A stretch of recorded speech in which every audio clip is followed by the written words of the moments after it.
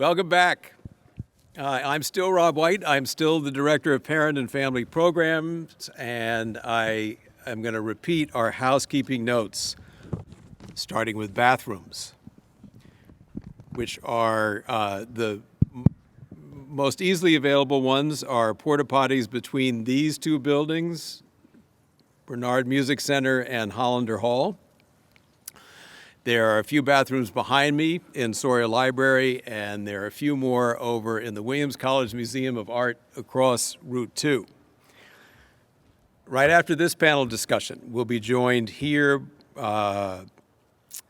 with President Maud Mandel and Dean of the College, Marlene Sandstrom, who will share their thoughts and answer your questions at our Family Days Assembly.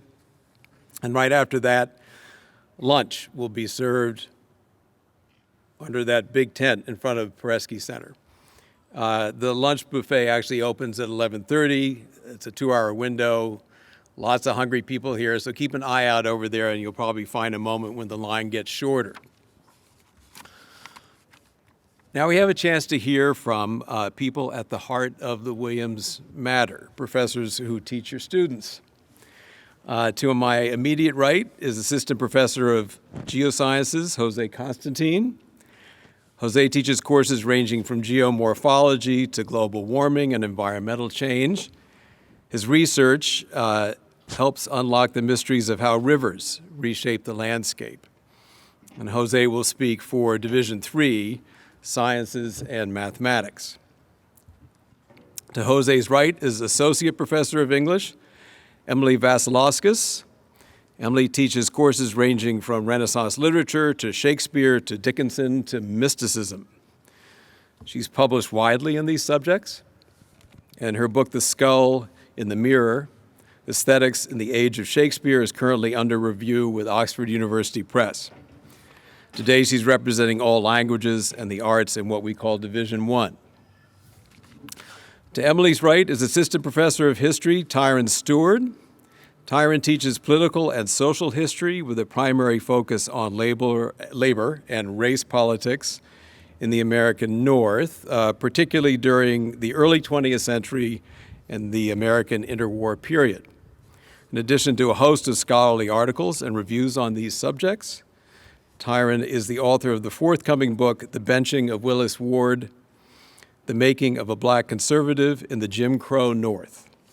Tyran will speak for his colleagues in Division 2, the Social Sciences. Each of our panelists will give a brief overview of their third of the Williams curriculum, and then we'll open it up for questions. If you have a question and you are here, if you could ask it from one of those two microphones in the center aisle, that would be terrific. If you are watching us live stream and have a question, feel free to email it to families@williams.edu. That is families@williams.edu. We'll let José begin, and let's give them all a warm welcome on a cold day. Thank you. I think I'm on. There we go. Thank you for being here. For those of you who are at home, I'm looking at the camera here. Wherever you are, I'm sure it's much warmer than it is here this morning. It's a bit surreal to be here and see you all because your children in less than 4 years are going to be sitting where you are graduating in this very spot. So that is pretty incredible. And hopefully it'll be a little bit warmer on that morning. So it's a real privilege to be here with you. We're grateful that you sent your children to us. I'm here to talk about Division 3, which is the natural sciences. We're the smallest of the divisions in terms of numbers of majors and professors, but we punch above our weight. Roughly half of students who come to Williams end up majoring. At least one of their majors is in one of the natural sciences, which includes math and statistics, computer science, biology, geosciences, chemistry, physics, astronomy, and most recently, psychology. So it's a wide range of fields that encompass disciplines that have us thinking about why the world looks the way it does and why it functions the way it does. Our students are, we're so lucky to have them. You'll find that your students are working with professors who you'll hear from Emily and Tyran. We don't like to compromise. We love teaching and we love engaging with students in the classroom, but we also really love research. And what you'll see, and hopefully you've had a chance to visit at least from the outside, maybe from the inside, is the over $200 million investment that the college has made in building brand new laboratory facilities, state of the art. 2 new buildings in Hopper Hall and the Wackenheim Science Center. A real privilege to be here.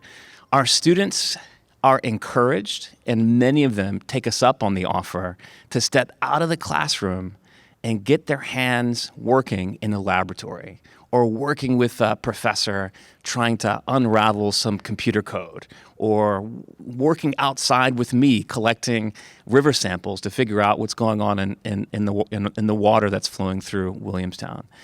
Roughly 100 students who are majoring in the sciences end up doing a thesis project, which is a year-long intensive research project where they're working with a professor or a set of professors on a problem that is, in many cases, truly cutting edge. Those thesis projects end up, in many cases, in publications. So it's amazing to see what our students can do. This effort, this value that we place on experiential learning in the sciences holds true through the summer, where roughly 200 students reside on campus to continue their education, to continue their experience in doing science.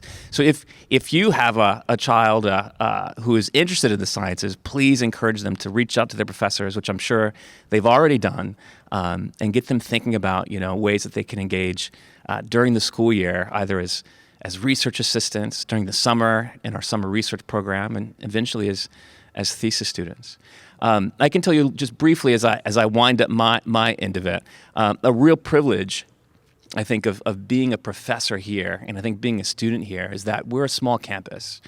And we're a small campus of people who are a little bit different in how much they care, right? About a subject, about each other, about this world we live in and live on. And we bounce into each other, It's a privilege to be here with Emily and Tyran, and just in the few minutes that we shared before we hopped up on the stage, I was learning about Tyran's work and was getting excited. And that's exactly what happened to me as a geosciences professor. I happened to bump into a wonderful colleague who's become a wonderful friend, an Africana Studies professor, James Manigault Bryant, who, through that interaction changed the course of my research and teaching. And now I'm thinking about how the geosciences can play a role in addressing some of the major environmental problems that we face across the planet. So a lot of my work now is focused on environmental justice. And we're bringing in students who are eager to blur the lines between the divisions, students who have an interest in history, for instance, who are also thinking about the role of how we've manipulated the landscape and the role that has played in people's lives and the environment. So really excited to be with you this morning. We're grateful that you're here shivering with us. We have a warm beverage nearby, and I will pass it off to my wonderful colleague, Emily. Hello, can you hear me? Is that working? Great. I can definitely affirm what Jose said about the impressiveness of the new science buildings. You should all go take a look. We're very jealous on our side of campus of these beautiful new buildings, and we have very beautiful buildings of our own, so it's saying something. So I'm Emily Vasiliauskas. I teach in the English department, and I want to tell you a little story to start off with. So it's the first day of class this semester. We're all so pleased and, in fact, overjoyed to be back in the classroom. A lot of us were on Zoom for a whole year or more. And I missed a call when I was in class. And it was one of those mysterious missed calls. No caller ID.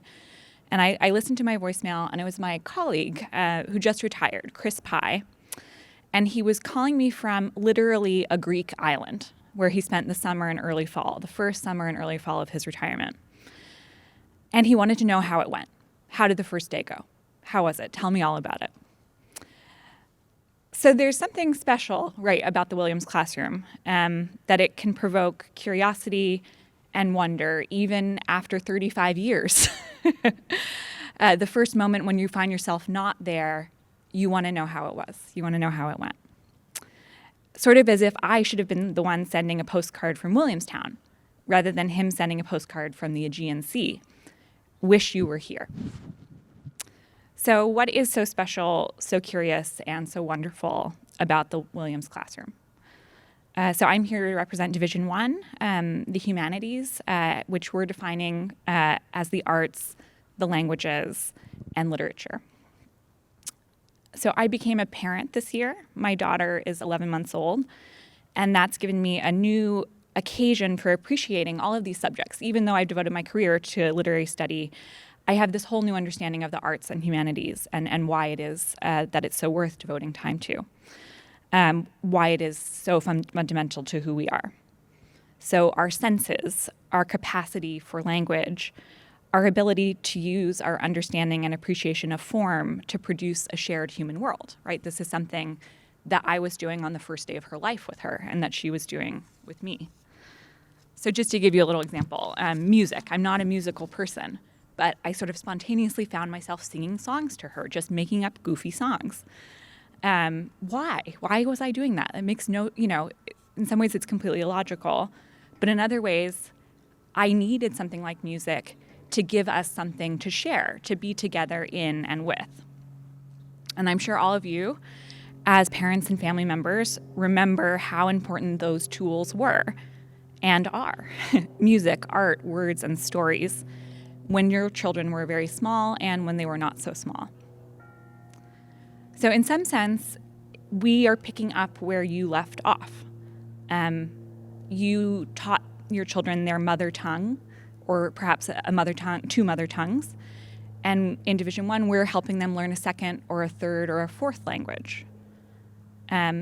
You introduce them to the experience of an appreciation of literature and the arts, and we're engaging them in a rigorous scholarly study of a variety of historical and cultural and conceptual contexts for thinking about literature and the arts, and giving them the opportunity to create original works themselves. So Division 1 isn't just subject matter, but it's also a set of modes of interaction. So this is true, in fact, I think of all the divisions, but there may be something distinctive about what happens in Division 1. So a close and sustained collaboration between students and faculty members. So you may have heard about Williams tutorials. So these are courses that are limited to 10 students and one professor, and the format is that each week a pair of students meets with one professor. One student writes a paper, the other student writes a response, and there's an hour or an hour and 15-minute discussion. So we teach a lot of tutorials in Division 1.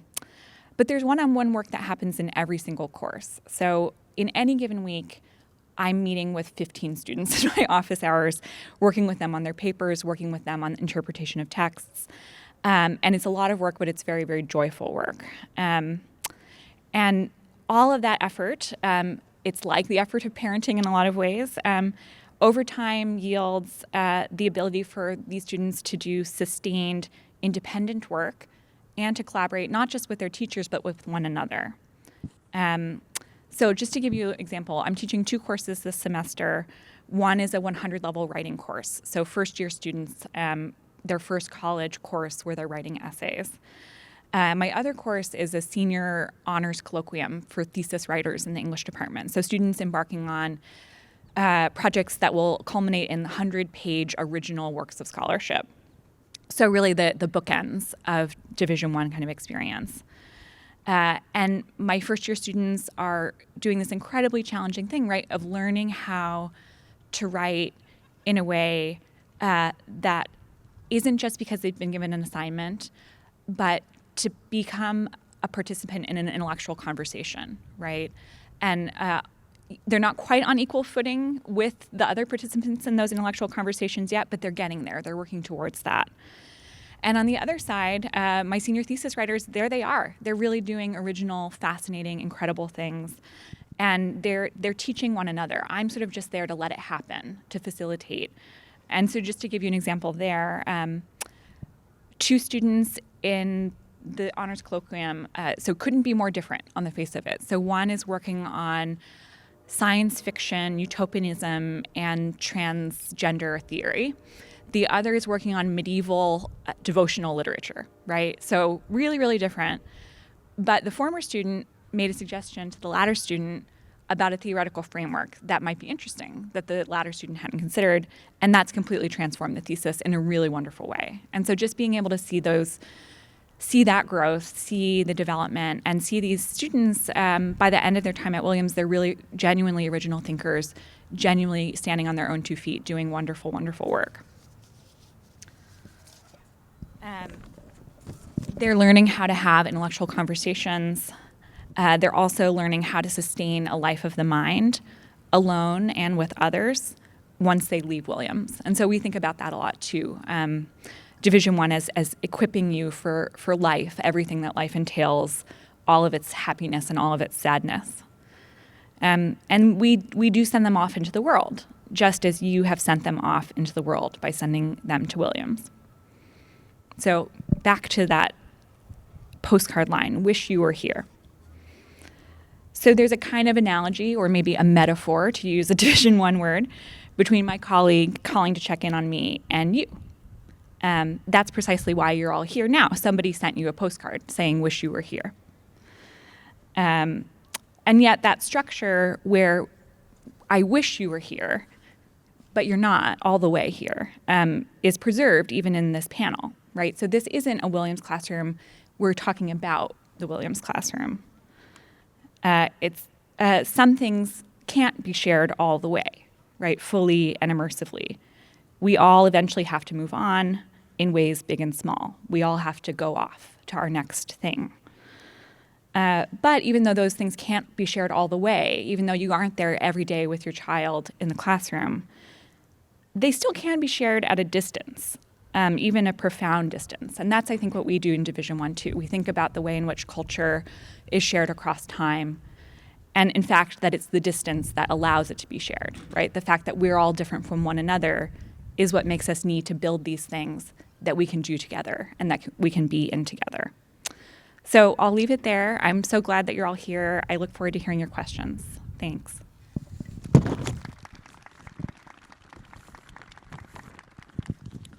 Can everyone hear me well? Good. Good morning. It is such a delight and an honor first to be joined by Emily and Jose, and certainly to welcome you all to Williams on this crisp morning. It's interesting. 2 days ago, we had temperatures over 70 degrees, and 2 days later, here we all in jackets and coats and hats and gloves, but we are all here enthusiastic, learning a little bit about the Williams classroom and what your sons and daughters have been doing over the past couple of months. Let me just begin by saying what a privilege it is for me as an instructor to interact with your students. It is truly a privilege. I always remind them of the enormous responsibility that I feel in teaching them. And I also remind them of how remarkable it is to play such a minor role in the development of what I believe will be very exemplary careers. So I thank you for entrusting us with the responsibility of instructing and interacting and learning with them, because truly that is what we do here. My charge here is to talk about Division II, which I find interesting because here I am housed in history, and yet I'm responsible for explaining what the many different programs and units within Division II do. And I also find the word division itself to be kind of interesting, because I can say that we're really division in name only. We're not really divided.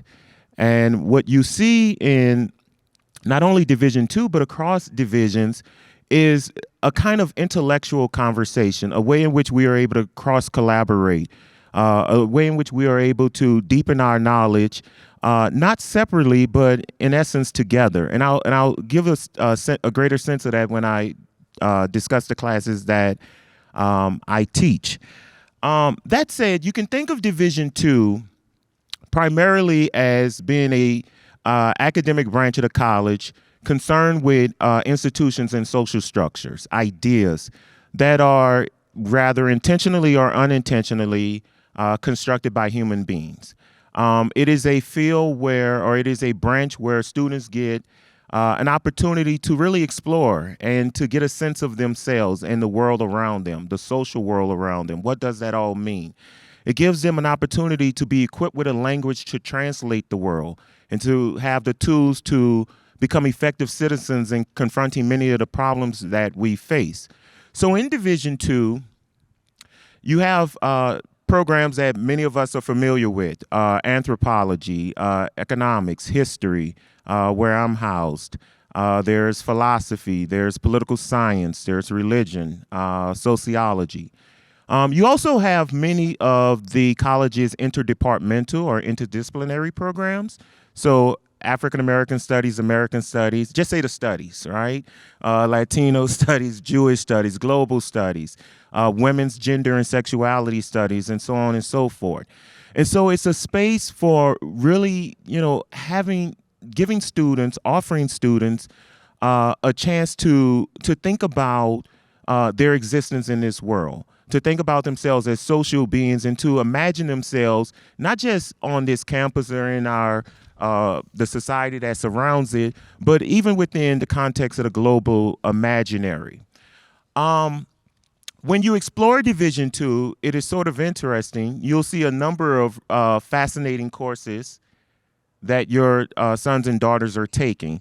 I got a chance to kind of peer through the catalog at some of them, and oftentimes when I peer through the catalog or when I'm walking across campus and I'm meeting new colleagues, a lot of times I hear about their courses, and the first thing I think is, gosh, I want to sign up. I want to go take those courses. So there are interesting courses like, what is archaeology? You think you know, but you have no idea, right? The politics of an algorithm. Race, land, and settler colonialism, right? And one of my favorites, taught by a dear friend of mine, pollution and labor markets. This term, I'm teaching 2 courses. Funny enough, Emily and Jose, I teach in Wackenheim. So even though history is housed in Hollander, I have had the opportunity to get to walk through the halls of the new science building, and it is absolutely beautiful. And it is just a wonderful place, and it just shows the commitment that the college makes to providing the best resources and facilities for your sons and daughters to learn. So I'm teaching 2 courses. One is a tutorial. Emily has mentioned the format of a tutorial, so I won't repeat any of it. But the tutorial is on racial passing, right? And it's primarily on race passing, but it's really a course that is about crossing different boundaries of identity, seeking invention and reinvention. And so we discuss crossing boundaries of class and of ethnicity and gender, and certainly intellectual boundaries, sexual boundaries, and so on and so forth. And what's fascinating about the course is it really kind of highlights just how undivided we are. Because despite being a history course, we're reading literary fiction. So we're reading James Weldon Johnson's The Autobiography of an Ex-Colored Man, or we're reading Nella Larsen's Passing. We're also doing work that is in many ways germane to what my colleagues in Division 3 do. So we're talking about phenotype, right? And genotype and the biology or the lack thereof in thinking about racial construction, right, in America. I also teach a course on race and sport. This is the course that meets in Wackenheim. I have 41 students in that class.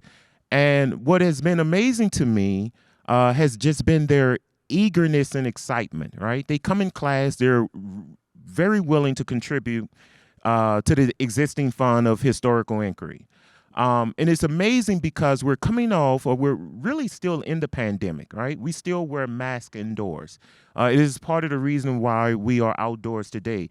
And yet what I can convey to you is that your students are, they show tremendous enthusiasm each day.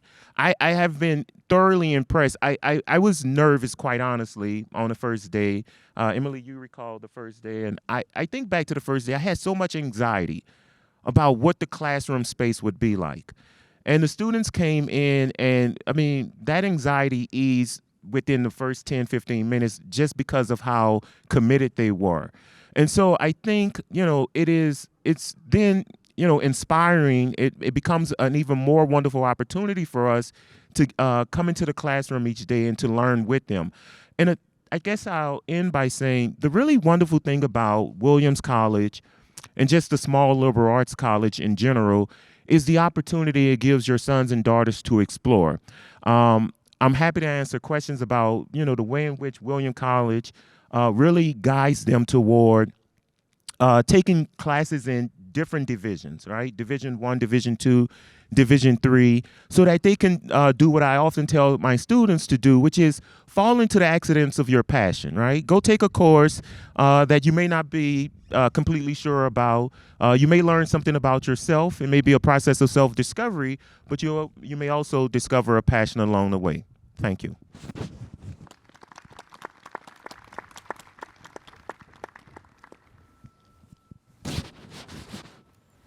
First, I'd like to congratulate all of our panelists for looking as warm and relaxed as they are up there. Tyran, I've got a little hat here if you're... we're on to questions. And if you're here with us and want to ask one, I'd ask you to step to one of those two mics in the center of the audience.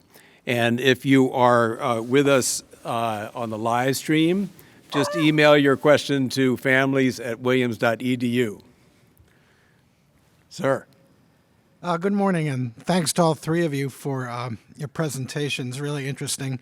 And as the parent of a freshman whose first observation was how difficult it was to choose the courses he was taking because there were so many potentially fascinating ones, this is a practical type of question.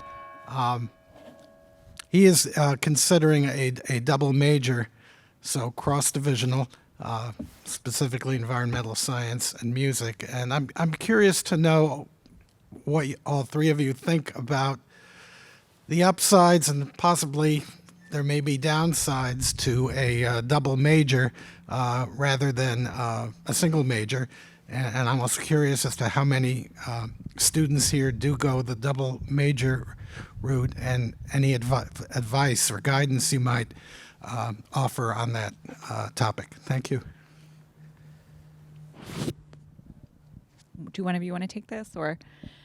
I can just speak briefly, and then it'll be very brief, because then, Emma, I'm going to pass it to you and Tyran to speak more intelligently about this. But I think the number that comes to mind, I think roughly half of our students are double majors. So I think it's really common. And I think it's common, well, the majors that we offer are truly excellent and pull students in. And I think it's also common because the way we structure majors is that there are course requirements, but they don't suck up all the time, right? So it's possible to navigate, the curriculum we offer, to take the breadth of courses that we have that you heard Tyran and Emily speak to, while double majoring. It's not common, but you'll even find students who are triple majoring. That's possible. So I from where I sit, and I trust my colleagues will have my back when I say this, that I wouldn't worry much about whether double majoring will limit opportunities or overburden your child. I think it's quite typical. It's supported, and as an environmental scientist, I'm so excited to hear about environmental studies being a potential major. But what do you think? Yeah, that's great. In Division 1, double majoring pays the bills. So almost all, maybe not almost all, but certainly the majority of English majors have a second major. And I think that's quite common in the other arts and humanities subjects. So we really encourage it. We think it's wonderful. So often I'll hear students say, oh my gosh, I'm making all these connections that I didn't expect, right? I didn't take my music class and my environmental science class expecting there to be connections, but there really are, and it's wonderful. So I guess the one thing I would say as a kind of consider trade-offs, to use a Division II term, would be so sometimes we all, when we're navigating complex systems, use shortcuts and labels because it helps us, right? Like, okay, I'm going to do this and this, and it's very clear. Then I'll put it at the top of my CV that I'm a double major.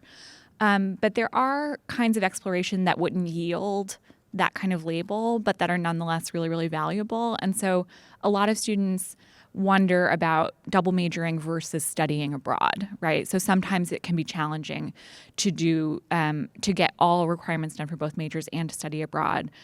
For some people, studying abroad is really an important part of their experience, and it's worth the trade-off.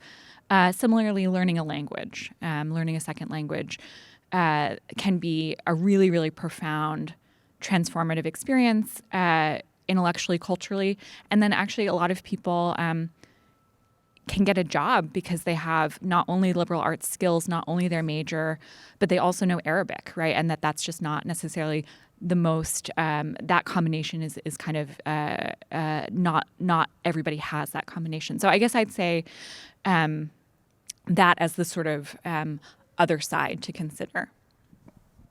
I echo what Jose and Emily both said. The thing I'll add, just thinking practically about it, and it kind of harkens back to my earlier comments about the lack of walls or the lack of divisions between the three academic branches on campus. In many ways, the majors are oftentimes in conversation with each other. So you may have classics in Division I, or even art history in conversation with history in Division II. Or you have environmental studies that has 3 touch points in all of the divisions. I think about a lot of my courses that are cross-listed with political science, with global studies, with leadership studies. Oftentimes, I'm a labor and political historian. Students come into my course, but they may be also interested in the political economy. So I don't necessarily see it as transactional. I oftentimes see it as necessary. And it's important for students to be able to make connections across different fields and to open themselves up in very expansive ways to thinking outside of just one disciplinary focus. I also think it just enhances the depth of their knowledge to be able to approach questions in different ways. And many of the students, I have advisees who are double major, sometimes they're triple major. My concern always, and I guess aside from the, thinking about the ability to study abroad, my concern always is whether or not students feel motivated and they're capable of thriving. And as long as they're able to do those things, then I don't want to present it as the more the merrier, but certainly there's something beneficial about having the opportunity to explore different ideas, different institutions, and even individuals across various disciplines. So. I'll just follow up because listening to Emily and Tyran speak, what came to my mind, I participated as an advisor for students who, your children challenge us. I learn tons every time I meet wonderful colleagues like Tyran and Emily, but sometimes we get students who, and it happens often, who are so thoughtful and so creative, and their perspective is so broad. They can see how the structure of our divisions and the structure of majors actually limits what they want to experience and what they want to study. And what Williams offers them is a chance to literally design their own major. And so you'll find students who create what are called contract majors. And I've advised students who have majored in Black geographies, for instance, or sexual geography, and involving advisors from Division I, Division II, and Division III. So it's impressive to see what our students can do. They certainly challenge us in big and important ways. I'm going to follow up on what you just said, Jose, and ask all three of you, because I think one of the biggest barriers to authentic exploration by Williams students is fear of failure. If you could each tell us a story about your own moment of undergraduate doubt and how you got past it, because I think if I were a Williams student and I had you teaching me in the class, I would just assume that you had arrived on Earth having solved all those problems because it's so tough to get a tenure track job at Williams. So just one moment from your undergraduate experience. Okay, so I'm really dating myself here because I graduated from Morehouse College in the year 2000. One of the things I'll say, and I've actually conveyed this to my students, and this goes back to the idea of falling into the accidents of your passion. When I went to college, I had plans to be a lawyer. And my first year, professor pulled me aside. I won't give you I'll give you the short of the long. But essentially, he said to me, I think you have a mind for history. You should be a historian. And quite honestly, I did not listen to him. Now, when I was growing up, people would tell me when you get older, you're going to be a historian. I'm like, nah, they write big books. I'm not going to do that. But I always wanted to be on book TV because I always liked Brian Lamb and the black screen and, Brian Lamb asking these very penetrating questions. And yet I did not want to write books and I did not want to be a historian. So I don't know how I was going to end up on C-SPAN. Nonetheless, I go off to law school. Now, I mentioned this because there's a certain fear, right, about switching, about making that transition from, all my life, I'm going to be a lawyer, I'm going to go into corporate law, right, to, becoming a historian. And yet that professor's advice stuck with me. It wasn't until I got to law school and one of my law professors pulled me aside and kind of said the same thing. He said, you love ideas. You don't want to practice law. You love ideas. And it took me back to that moment in my first year as an undergraduate where I really wanted to make that change, but I was really nervous about what it might entail. And so for me, it took a while. It was a circuitous route, but eventually I got to the place where I needed to be. And that's one of the things that I always try to encourage my students to think about, that you may come here with passions, with ideas of what you want to do, your aspirations, and yet having the opportunity to take different courses and to learn not only from us, but from each other may give you a greater sense of what you want to do with your life. And so I guess that would be my story. It's a great one. Yeah, a story of failure that involves a lot of people telling you how smart you are. Sorry, just to tease you a tiny bit. No, it's a really interesting story. Okay, I'll give two very small ones. So one is, some of you maybe are already hearing from your students, especially first year students, about this experience, which is very common at lots of undergraduate institutions, which is, Mom, Dad, I tried to get into this club and then I got rejected from it. So I tried to get on the literary magazine. So that happened to me like 6 times in college. And now I'm an English professor, right? So it's kind of weird. But I did, I just said, okay, fine. It doesn't matter. I will find other ways to engage this interest and to do what I want to do. And it doesn't matter, not that it doesn't matter what other people think, but I'm not going to let that determine my course. At the end of college, I was writing a senior thesis. I very dutifully wrote my first chapter. It was completely boring.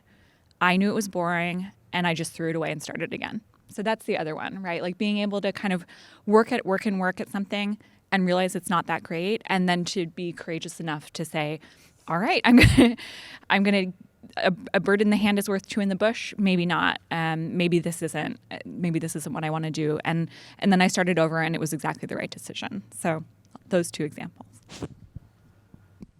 And I'll keep it brief. You ever have a moment when you hear someone speaking and you get unnerved because it seems like that person got into your head and got into your life experience? That's what happened to me when Tyran was explaining his story, because I'm still have chills, but that's exactly what happened to me. I went to a liberal arts school, the other William and Mary in Virginia. I was the first person in my family to go to college, and I always had this interest in the natural environment.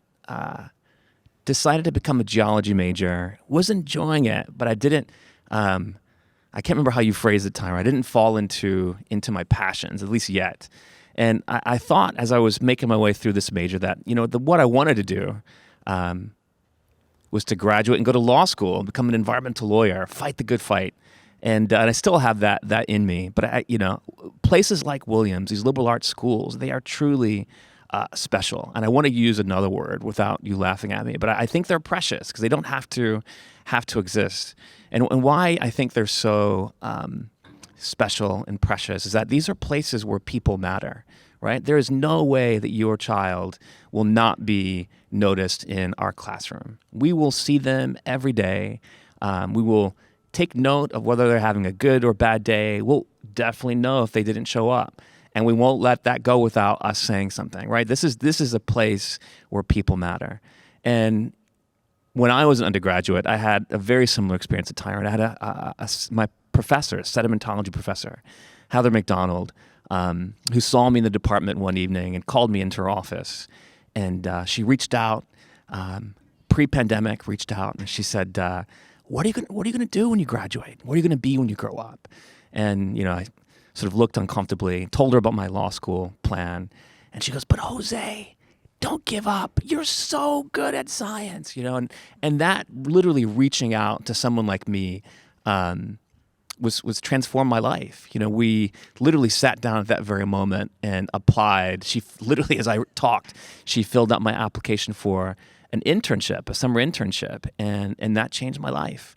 I fell in love with science, and I fell in love with trying to understand how we, through our behaviors as a society, affect the environment. And I'm not sure that answers your question, but Tyran inspired me to follow it with my own story. So encourage your child. Yeah, reach out to us, get involved, take a chance, fall into their passions, and see where this journey is going to take them. It's quite exciting.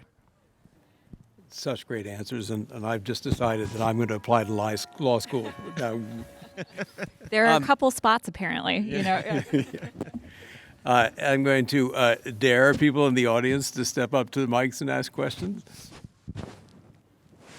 Hi, thanks. I'm going to ask two related questions, if that's okay. The first is simpler, mostly for Professor Constantine, about the array of research opportunities, both during semesters, winter session, and summer, I think. Is there a good way to navigate that for students, and can parents help? Because I know there's some things we don't necessarily have access to in seeing the whole array.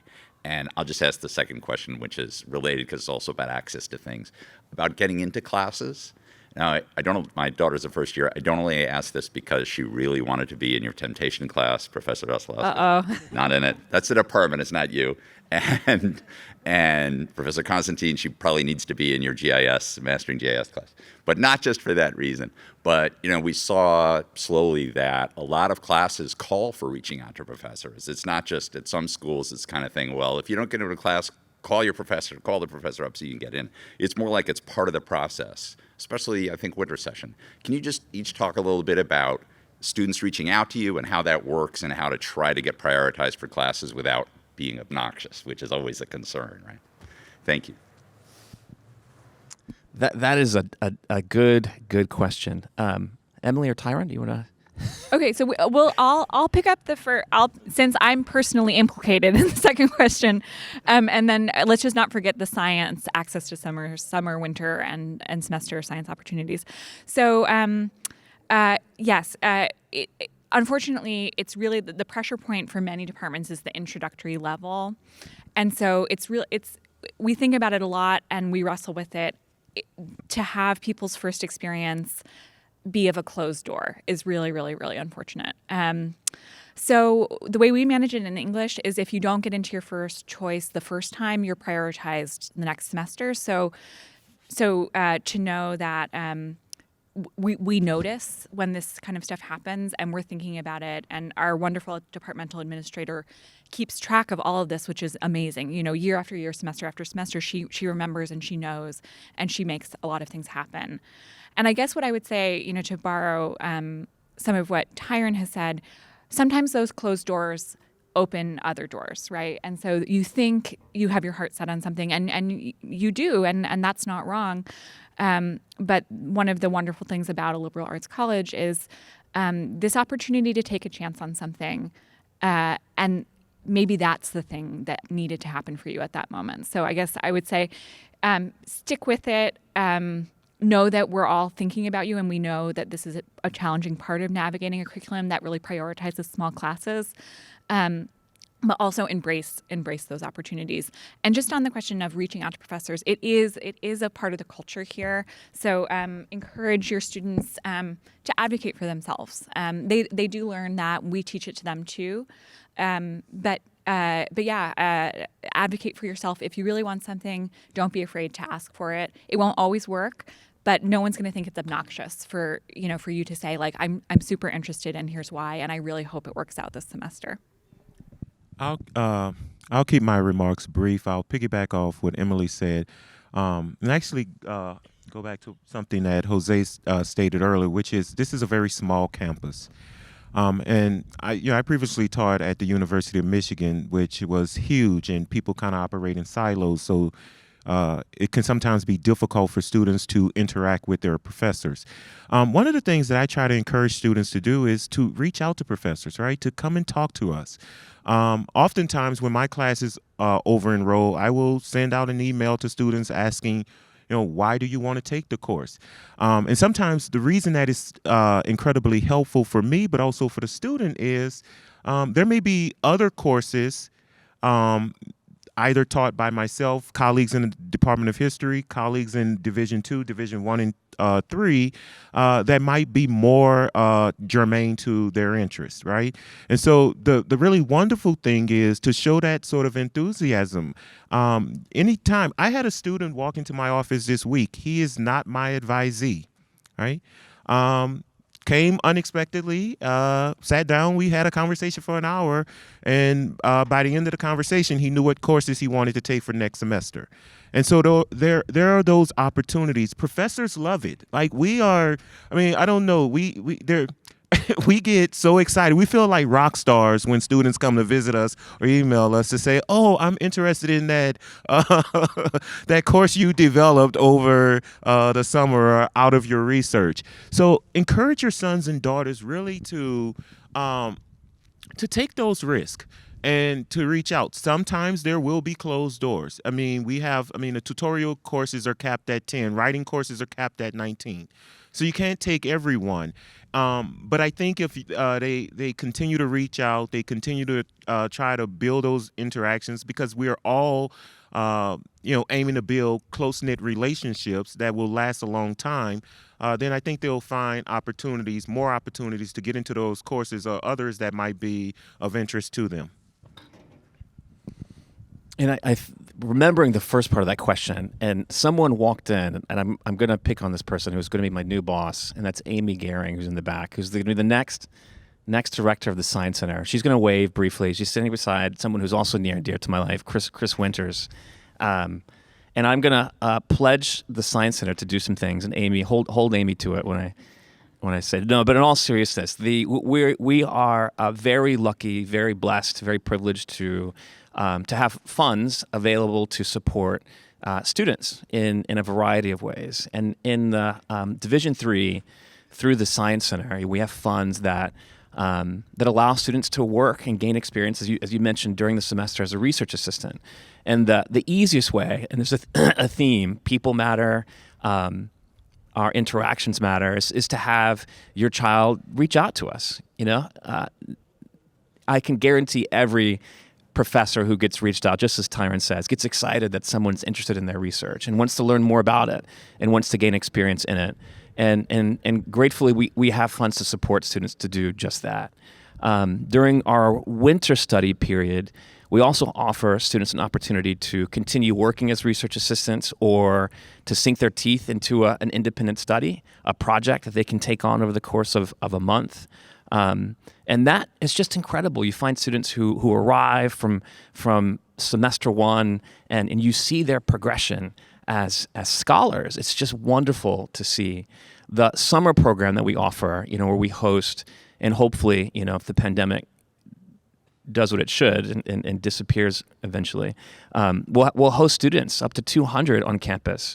And, it's a situation that I think most students have have access to that. I'm looking at Amy here. If a student wants to stay here for the summer and do research, they can. Yes, we're going to hold Amy to it. We've got the funds. We're going to make it happen. So in short, it's incredible. I think, but it all starts with, your child finding and exploring their interests, which will change, which will evolve, which is what is supposed to happen, which is what makes this place and their journey so exciting. Get in touch, and the sooner those conversations start, the more exciting I think that journey can be. Hopefully, I answer that question. Okay, and your child's getting to GIS. You can hold me that too. Hold it. I think we have time for one more question. I did want to thank you for spending the time this morning. I would also echo the previous speaker that my son actually had 4 classes that he was rejected from applying, including yours, Emily. So it was a popular class. I will say, though, you probably spent 4 or 5 emails talking back and forth with him at great length, which might help you understand who he is. But, every class that he was rejected from, he got lengthy emails from all of the professors, and the passion that they showed, the interest in him, trying to help him, I think was very valuable. It doesn't take away from the fact that I think that it's a little harder to get into these classes than they should have been, but at the same time, the professors were wonderful in doing that. And as a caveat to that, the class that he had to take instead of your class has turned out to be his favorite one of this semester. So I guess thank you for that. But Jose mentioned having double majors, triple majors, and stuff like that, and sometimes it happens organically, and different professors work with students come to them. With so many options and such a wide curriculum course book, as a parent, I'm trying to figure out, how does a kid figure out, and how do they navigate this, and what kind of parameters are in place to help them understand and to make sure they're getting the curriculum that they need to get, and they're going to graduate in 4 years. Obviously, you guys figure it out somehow, but how does that happen? Is it organic? Is it on the student themselves to figure it out? Or are you guys, I know there's advisors, but it seems like there's got to be more than just that, because it's such a diverse curriculum. So I'll be super brief. Because you as a parent, I've seen parents play a big role in this process, for always for the better. But sometimes, there's some costs. But I would say the process does happen organically. I think it does happen that students arrive to campus knowing what they want to major in, double, triple, dare I say, major in while they're here. But I think it's more common for students to, during their first year here, get lucky enough to land a spot in Emily's course or Tyran's course and just get excited about what they hear. And one thing leads to the next. Every student is paired with an academic advisor who meets with your child, as you probably know, well before they arrive to campus to help structure that path through their first semester. Those meetings happen throughout the first 2 years that your student is here on campus as they kind of near the choice of a major or majors. And after they've declared a major, then they're paired with someone within the department that houses their major to help guide them through to the finish line.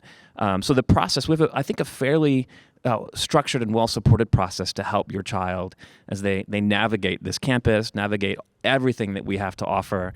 And it always turns out for the best, no matter what. That's the best part.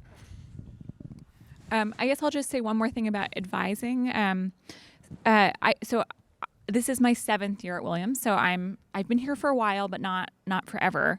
And my colleagues tell me that advising has improved enormously over the last 15, 20 years, and that there's an algorithm or something. I hear that there's an algorithm that pairs students and advisors, and it's very, very good.